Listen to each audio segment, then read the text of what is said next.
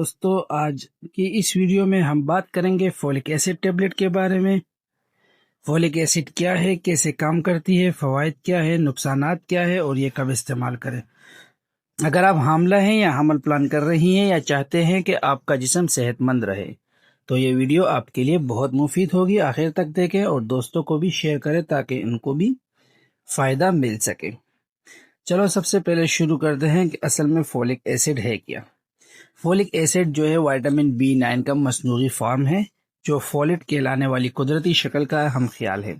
یہ خلیوں کو نشوونما DNA کی مرمت، خون کے سرخ خلیات بنانے اور نیورل ٹیوب ڈیفیکٹس جیسی پیدائش نقائص سے بچاؤ میں ضروری ہے۔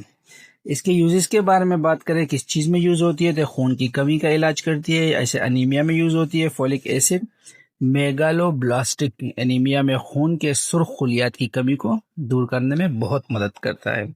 اچھا، حمل اور بچے کی نشوونما میں بات کریں تو حمل کے پہلے 3 مہینے میں فولک ایسڈ لینے سے نیروٹیو ٹیوبلیٹس جیسے کہ اسپائنا بیفائڈا وغیرہ کے خطرے کو نمایاں طور پر کم کیا جا سکتا ہے۔ دماغی صحت یا موڈ کے حوالے سے اس کی بات کریں تو کم فولیٹ لیول دماغی کام کاج اور موڈ پر اثر ڈال سکتی ہے۔ بعض تحقیق سے پتہ چلتا ہے کہ فولیٹ خاص طور پر اگر کمی ہو تو ڈپریشن وغیرہ بھی ہو سکتی ہے، تو یہ اس کے علاج کے لیے بہت معاون ثابت ہو سکتا ہے۔ اس کے بعد بات کریں ہوموسسٹین کم کرتا ہے۔ ہوموسسٹین وہ مادہ ہے جو بلڈ ویزلز کے لیے نقصان دہ ہو سکتا ہے۔ اگر اس کی مقدار زیادہ ہو، فولک ایسڈ ہوموسسٹین کی مقدار کم کرنے میں مددگار ثابت ہوتا ہے، جو دل کی بیماریوں کے خطرے کو کم کر سکتا ہے۔ اس کے دیگر بہت سارے فوائد ہیں، کچھ پہ تھوڑا سا نظر ڈالتے ہیں تو حمل کے دوران فری ایلگنیسیا کے خطرے کو کمی کرتا ہے۔ بعض پیدائش دل کی خرابیوں جیسے بعض بچے پیدا ہوتے ہیں اور دل کی خرابیاں وغیرہ ہوتی ہے جیسے ہارٹ ڈیفیکٹس، تو اس کے اثر کو کم کرتی ہے۔ حمل کے دوران کی بات ہو رہی ہے۔ اس کے بعد اگر ہم بات کریں تو اس کے جو نقصانات ہیں یا سائیڈ ایفیکٹس، جو رسکی ہے وہ بھی اور جو غیر رسکی ہے وہ بھی۔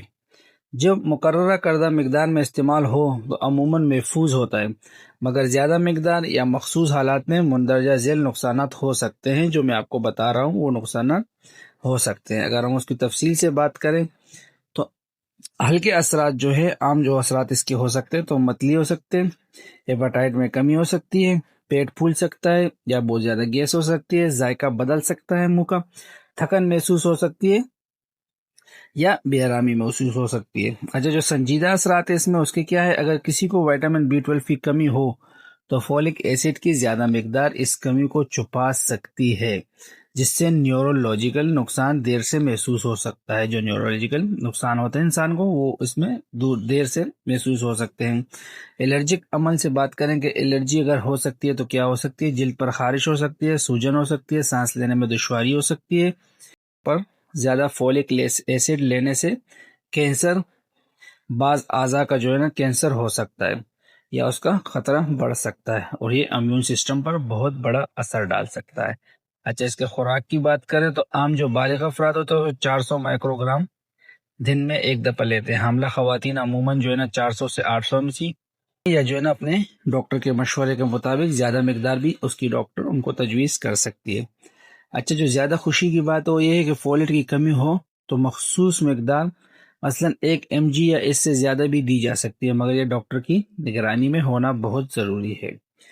احتیاطی تدابیر کی بات کریں تو اگر آپ کو وائٹامن B12 کی کمی ہے تو اس کا پتہ ہو جائے، فولک ایسڈ کی زائد مقدار کمی کو چھپا سکتی ہے اور دیر سے مسائل جنم لے سکتے ہیں۔ میں نے آپ کو اس کے پہلے بھی اوپر اس کے بارے میں بتایا، آپ کی سائیڈ ایفیکٹس کے بارے میں۔ سائیڈ ایفیکٹس کی جب بات ہوئی تو اس میں میں نے آپ کو یہ بات واضح کر لی تھی۔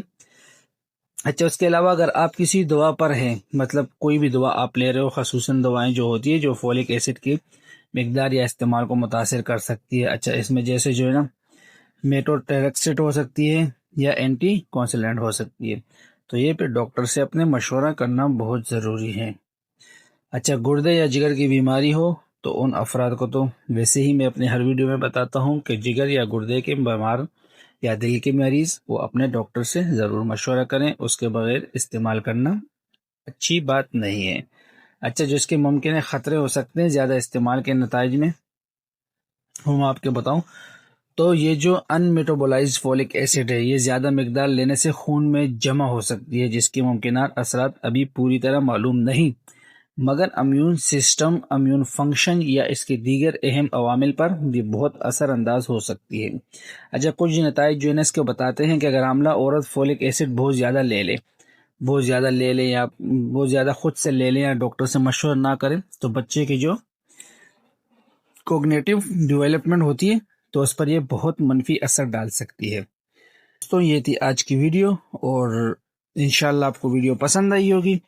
ہم نے اس ویڈیو میں جانا فولک ایسڈ کے بارے میں کہ وہ کیا ہے، کہ اس کے فوائد کیا ہے، کن صورتوں میں زیادہ لینی چاہیے، کم لینی چاہیے، اور احتیاطی تدابیر کیا ہے۔ اگر آپ اس گولی کو استعمال کرنا چاہ رہے ہیں تو پہلے اپنے ڈاکٹر سے مشورہ ضرور کریں، خاص طور پر اگر آپ حاملہ ہیں یا کوئی بیماری ہو۔